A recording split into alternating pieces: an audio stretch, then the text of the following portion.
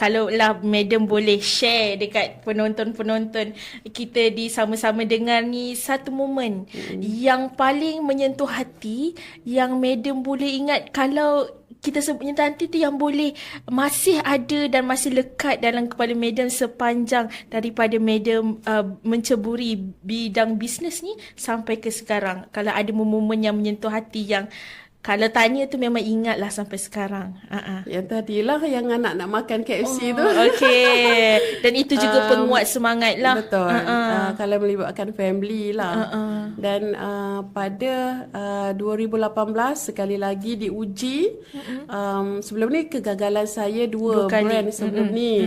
Sebab masa tu mindset saya salah. Saya nak jadi kaya. Saya nak jadi kaya, saya nak jadi founder. Sebenarnya Allah tak mengizinkan benda tu. Okey. Kan bila kita niat kita nak kaya, niat kita nak kaya seorang. Sebenarnya bila kita ubah mindset, okey aku tak boleh ni nak kaya. Aku kena bantu orang lain juga.